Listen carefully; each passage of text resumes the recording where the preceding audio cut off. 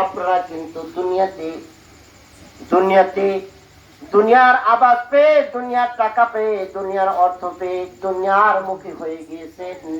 আপনাদের ভিতরে কিন্তু খাদিজাতুল কুবরা, হযরত ফাতিমাতুজ জোহরা এরকম কোন আদর্শ নাই, সাথে সাথে আদর্শ তো নাই, একদিন মারা যাব এরকম ফিকিরটা নাই। ঠিক বলেন? হযরত খাদিজাতুল কুবরার জিন্দেগির দিকে আপনাদের তাকাইতে হবে, তাও নাই। আপনারা দুনিয়াতে স্বামীর খিদমত করবেন, তাও নাই।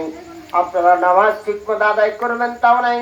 আপনাদের ভিতরে পর্দা পশিদা নাই, আপনাদের ভিতরে আল্লাহর বিধান ফলো নাই। জানিয়া রাখেন, হযরতে এই দুনিয়াতে 6 জন মহিষী নারী ছিলেন। আপনাদের কর্তব্য ছিল এই 6 জন মহিষী নারী আমি আল্লাহর পেয়ারা বান্দীদের জীবনী পড়া।